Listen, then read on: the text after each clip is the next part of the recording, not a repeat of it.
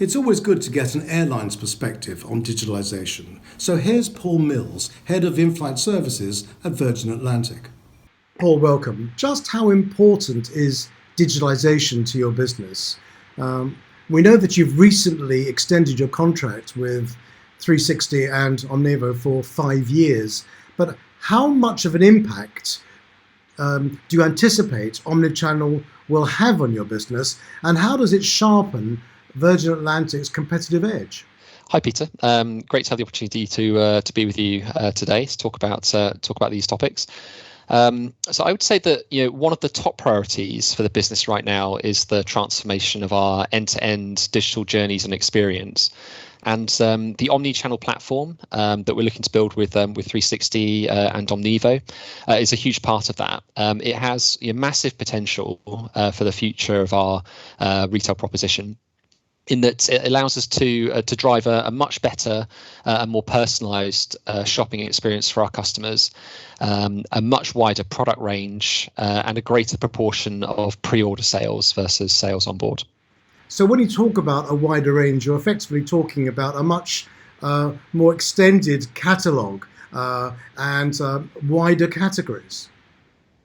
Yeah, absolutely. I mean, if we have a much better omni-channel platform, and we're driving more sales through pre-order and through home delivery, you can offer a much wider range of products. Because if you're just selling on board, you're really limited by the space that you have in the retail carts, and having a good kind of omni-channel platform takes that constraint away. As an airline, you've always prioritised passenger experience. I mean, what are you planning that will meaningfully change the passenger's experience in a post-COVID world? That's a great question. So I think one of the main things is the digital transformation that I mentioned just a second ago. The other really big things that will change the customer journey is the evolution of our fleet. We have A350s, which came into service recently, and we've got a new configuration, which is A350s specifically for leisure destinations.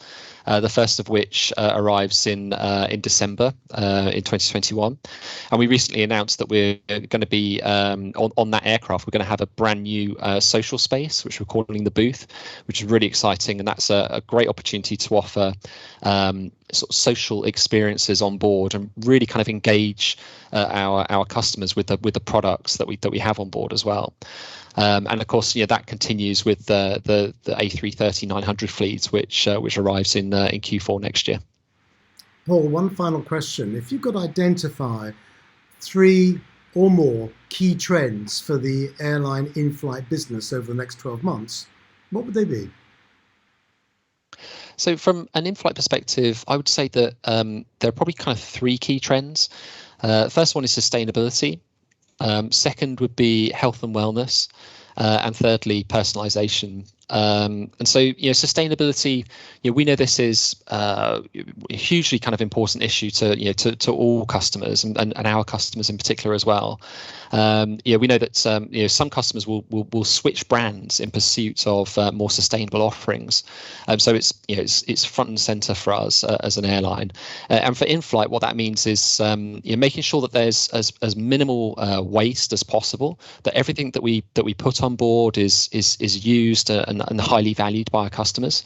But the second aspect is single-use plastic, and we've committed to removing, reducing, or replacing as much single-use plastic as possible with different products.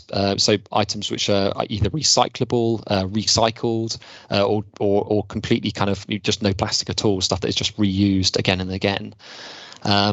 Health and wellness for in-flight, this could mean healthier kind of food and beverage options, like for example, kind of no alcohol or low alcohol drinks, that kind of thing. But also onboard hygiene. So during the pandemic, we began offering our customers a health pack, which every customer receives just before they board the plane. And within that, we have some face masks, some hand gels, and some surface wipes as well, which just gives our customers even more kind of peace of mind when they fly with us. And finally, personalization.